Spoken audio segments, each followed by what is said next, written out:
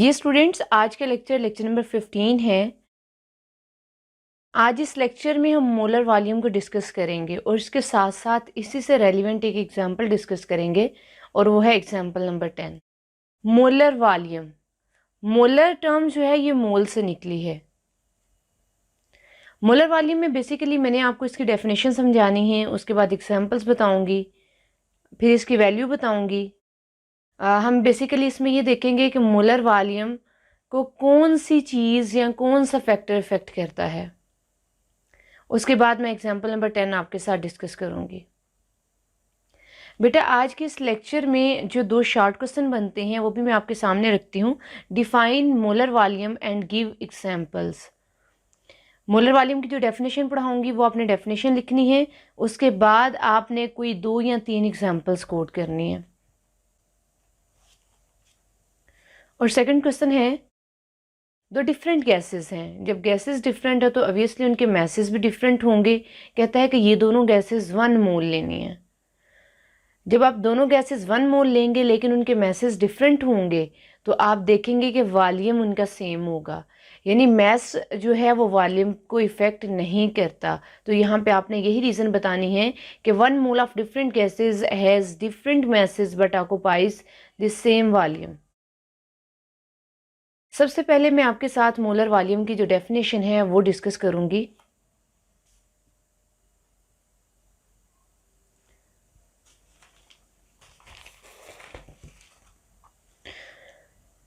बेटा एक मोल के वॉल्यूम को मोलर वॉल्यूम कहा जाता है। एक मोल के वॉल्यूम को क्या कहा जाता है? मोलर वॉल्यूम कहा जाता है। अब वो जो 1 मोल है वो किसी गैस का होगा, ये कंडीशन है यहाँ पे कि जो आपने मोल लेना है वो किसी गैस का होना चाहिए। एक और कंडीशन है, कहता है कि आपने स्टैंडर्ड टेम्परेचर और स्टैंडर्ड प्रेशर ही अप्लाई करना है। जब आप 1 मोल गैस लें और उसे स्टैंडर्ड टेम्परेचर और स्टैंडर्ड प्रेशर दें तो उस दौरान उसने कितना वॉल्यूम ऑक्यूपाई करना है? 24.414 डेसीमीटर क्यूब। ये वॉल्यूम मैंने डेसीमीटर क्यूब में लिखा है, आप इसे सेंटीमीटर क्यूब में भी चेंज कर सकते हैं और मीटर क्यूब में भी चेंज कर सकते हैं। तो अब मैं क्या कहूँगी कि ये जो वॉल्यूम है ये बेसिकली मोलर वॉल्यूम कहलाता है। और यहाँ पे एक और बात याद रखिएगा कि मोलर वॉल्यूम हम सिर्फ और सिर्फ गैस का मेजर कर सकते हैं। अगर आप गैस की जगह पे कोई लिक्विड लेंगे तो आप उसका मोलर वॉल्यूम जो है वो मेजर नहीं कर सकते। स्टैंडर्ड टेम्परेचर एंड प्रेशर से क्या मुराद है? स्टूडेंट्स, टेम्परेचर हम 2 स्केल्स पे जो है वो यूजुअली डिस्कस करते हैं, एक डिग्री सेल्सियस और दूसरा केल्विन स्केल है। जो स्टैंडर्ड टेम्परेचर है ये केल्विन स्केल पे 273 केल्विन होता है, और अगर आप डिग्री सेल्सियस की बात करें तो 0 डिग्री सेल्सियस है। ये एमसीक्यू भी पूछा जा सकता है, ये अच्छे से देख लीजिएगा। स्टैंडर्ड प्रेशर जो है वो 1 atm होता है। बेटा यहाँ पे ये स्टेटमेंट है, it is true only when the gas is ideal, जब गैस आइडियल होगी। अब यहाँ पे याद रखिएगा अगर आपकी गैस आइडियल नहीं है तो फिर आपका मोलर वॉल्यूम जो है वो 22.414 क्यूबिक डेसीमीटर नहीं होगा। तो ये जो स्टेटमेंट है मोलर वॉल्यूम वाली ये तभी सही साबित होगी जब आपकी गैस आइडियल होगी। अब मैं कुछ इसके एग्जाम्पल्स कोट करने लगी हूँ। इसकी एग्जाम्पल ये 1 है, ये एग्जाम्पल नंबर 1 है। यहाँ पे आप देख सकते हैं कि जो मैंने गैस ली है ये हाइड्रोजन गैस है। हाइड्रोजन गैस में 2 हाइड्रोजन होते हैं, एक हाइड्रोजन का मास होता है 1.008, लेकिन यहाँ पे 2 हाइड्रोजन है तो आपने क्या करना है 1.008 को अभी मल्टीप्लाई करें आप 2 से तो आपके पास आएगा 2.016। तो बेटा यहाँ पे मैंने इसका मास लिखा 2.016 ग्राम ऑफ H2 यानी हाइड्रोजन गैस। कहता है कि अब हमने ये देखना है सेकंड पॉइंट पे कि ये कितने मोल है। मोल का कैसे आपको पता चलेगा? ये जो आपकी गैस है ना, गैस के यहाँ पे जो नंबर लिखा होगा वो मोल को रिप्रेजेंट करता है। तो यहाँ पे कोई भी नंबर नहीं लिखा हुआ, इट मीन्स कि आपकी ये गैस 1 मोल है। तो आप क्या कहेंगे कि 1 mole of hydrogen gas. Students of Avogadro's number वाले लेक्चर में ये भी पढ़ चुके हैं कि 1 मोल आपकी कोई गैस है, कोई भी सब्सटेंस 1 मोल है तो उसमें जो नंबर ऑफ पार्टिकल्स है वो कितने होंगे? 6.02 मल्टीप्लाई 10 की रेज़ 23। इतने पार्टिकल्स होंगे। अब डिपेंड करता है कि आपका सब्सटेंस एटम है तो आप एटम्स लिखेंगे, जैसा कि यहाँ पे हमारा मालिक्यूल है तो हम यहाँ पे लिखेंगे मालिक्यूल्स। किस चीज़ के? हाइड्रोजन के मालिक्यूल्स। तो यहाँ पे बताना ये चाह रही हूँ कि अगर आपके पास कोई भी चीज़ 1 मोल है तो उसमें एवोगैड्रोस नंबर कितने होंगे? 6.02 मल्टीप्लाई 10⁻23। बेटा ये MCQ भी पूछे जाते हैं, इसलिए मैं इसे रिपीट कर रही हूँ। 1 मोल से आपको एवोगैड्रोस नंबर का भी पता चल गया। तो स्टूडेंट्स याद रखिएगा कि 1 मोल का जो मोलर वॉल्यूम है वो है 22.414 क्यूबिक डेसीमीटर। ये भी आपने स्टेटमेंट याद रखनी है कि अगर आप एवोगैड्रोस नंबर चेक करना चाहते हैं तो आप कहते हैं आपका सब्सटेंस अगर 1 मोल है तो उसमें एवोगैड्रोस नंबर होंगे 6.02 मल्टीप्लाई 10⁻23 मालिक्यूल्स। और अगर आप कहते हो कि आपके पास गैस, और अगर आप ये कहते हैं कि आपके पास गैस 1 मोल है तो आप बताएं जी इसका वॉल्यूम कितना है,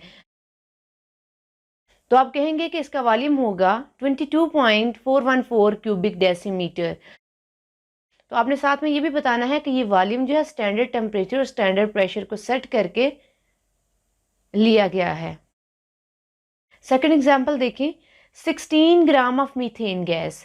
बेटा आपको पहले भी सिखा चुकी हूँ कि आपने किस तरह से मैस जो है इनका फाइंड करना है। कार्बन जो है ये 12 है, कार्बन का मैस क्या है? 12 है।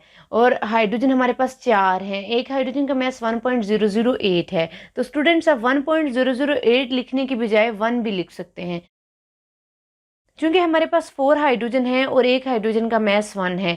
4 1s आर 4 होता है।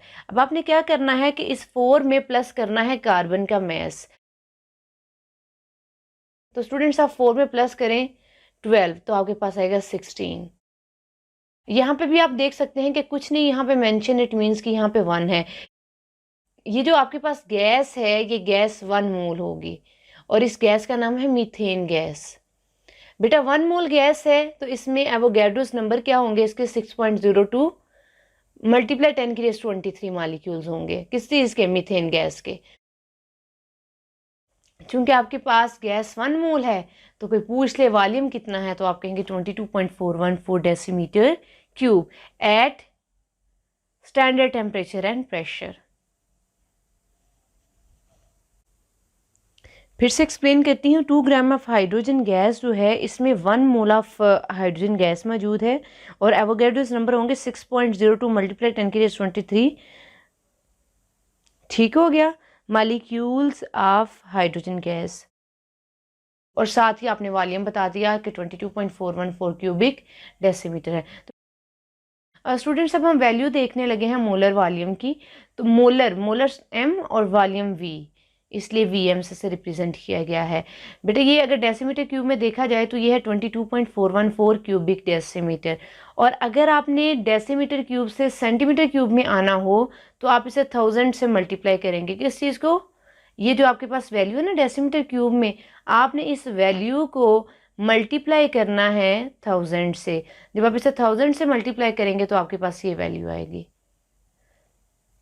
चलें, ये तो हो गया डेसीमीटर से सेंटीमीटर क्यूब में जाने वाली बात। और अगर मैं आपको कहूँ कि आप डेसीमीटर से मीटर क्यूब में जाएं तो फिर आपने क्या करना है?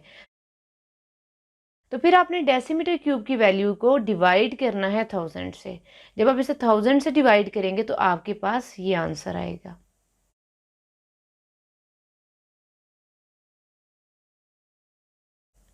बेटा अब मैं आपको बेसिकली ये समझाने लगी हूँ। 22.414 decimetre cube of each gas has a different mass but the same number of molecules. आपके पास डिफरेंट गैसेस हैं, वो तमाम गैसेस जो हैं उनका वॉल्यूम होगा 22.414 क्यूबिक डेसीमीटर और उन तमाम गैसेस के मैसेज डिफरेंट है। जैसे अभी हमने 2 एग्जांपल्स ली ना, एक हाइड्रोजन गैस की और दूसरी एग्जांपल ली हमने मीथेन गैस की। तो स्टूडेंट्स हाइड्रोजन गैस का यहाँ पे मैस था 2.016 ग्राम और मीथेन गैस का हमारे पास मैस था 16 ग्राम। आप देख सकते हैं कि इन दोनों गैसेस के मैसेज जो हैं वो डिफरेंट हैं, लेकिन नंबर ऑफ मोल्स दोनों के क्या हैं? सेम है। नंबर ऑफ मोल्स सेम है, इट मीन्स कि नंबर ऑफ मालिक्यूल्स इनके सेम है। मैसेज डिफरेंट है, नंबर ऑफ मालिक्यूल्स सेम है और इनका वॉल्यूम भी सेम है।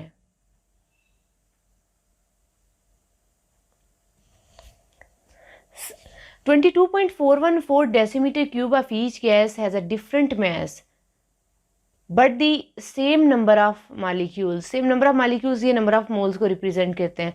अगर आपके पास दो गैसेस हैं, जैसे हाइड्रोजन गैस और मीथेन गैस है, दोनों गैसेस जो हैं इनमें नंबर ऑफ मालिक्यूल सेम है, फिर आपने चेक करना है आयन के मैसेज भी डिफरेंट है या सेम है, तो मैसेज इनके डिफरेंट निकलेंगे, क्योंकि हाइड्रोजन का 2 मैस होता है और मीथेन का 16 मैस होता है। तो फिर आपने आगे ये भी पढ़ा कि इनका जो वॉल्यूम है वो होता है 22.414 क्यूबिक डेसीमीटर। बेसिकली क्वेश्चन ये है कि ऐसा क्यों है, तो आप इसकी रीज़न ये देंगे कि message and the sizes of molecules, molecules के जो मैस होते हैं और उनके जो साइज होते हैं ये वॉल्यूम को अफेक्ट नहीं करते। जैसा कि अभी हमने कहा कि मैसेज डिफरेंट हैं, लेकिन फिर भी वॉल्यूम सबका 22.414 क्यूबिक डेसीमीटर ही है। ये रीज़न आप लिख देंगे कि message and the sizes of molecules do not affect the volumes.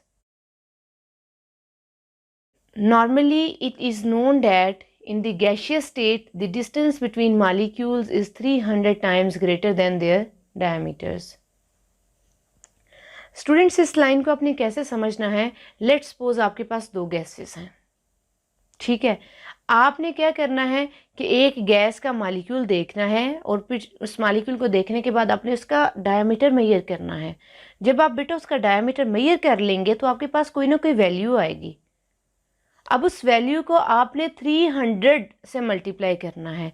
जब आप उस वैल्यू को 300 से मल्टीप्लाई करेंगे ना, तो आप कहेंगे कि अब जो वैल्यू आई है वो 300 टाइम्स है।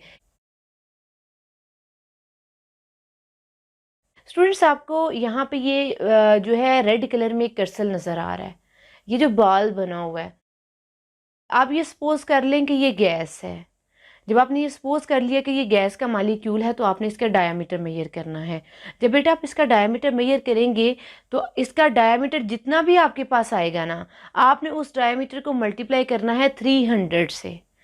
अब 300 से मल्टीप्लाई करने के बाद आपके पास जो वैल्यू आएगी ना, बेसिकली वो वैल्यू जो है आपको ये बताती है कि गैस के दो मॉलिक्यूल्स के दरमियान में इतना डिस्टेंस होगा।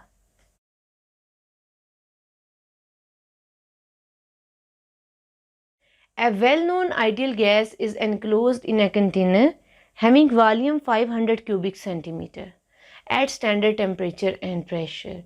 Its mass comes out to be 0.72 gram. तो इसका mass कितना होगा इस गैस का? 0.72 gram. What is the molar mass of this gas?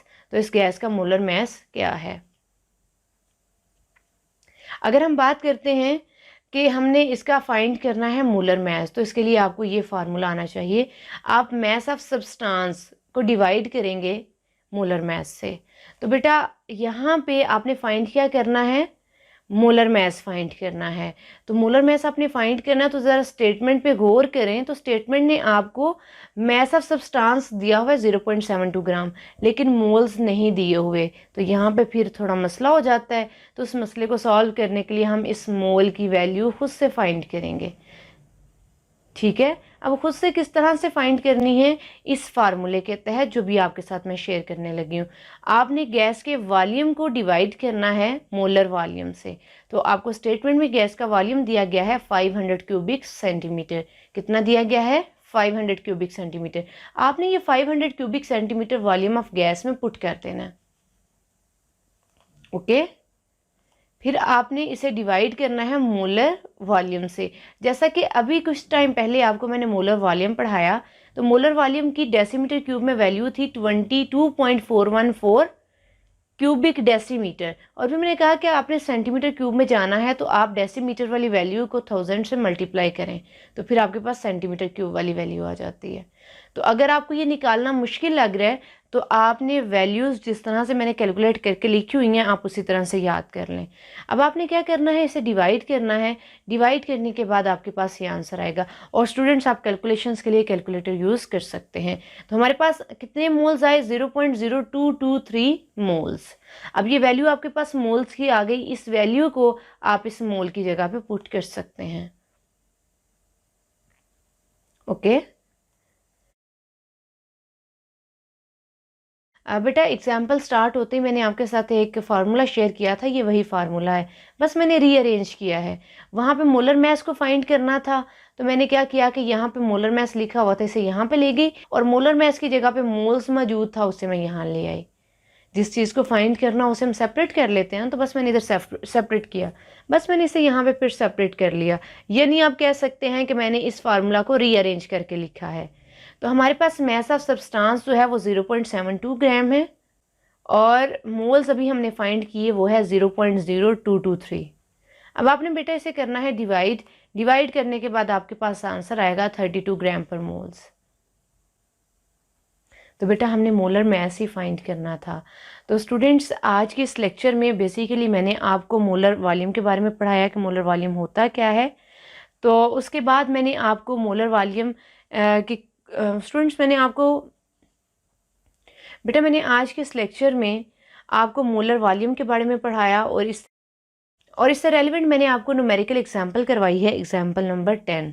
तो बेटा इसी लेक्चर से कुछ एक्सरसाइज के क्वेश्चन भी हैं, जैसे एक्सरसाइज में क्वेश्चन नंबर 8 का वी पार्ट यानी वी जूस, और क्वेश्चन नंबर 9 का एफ पार्ट।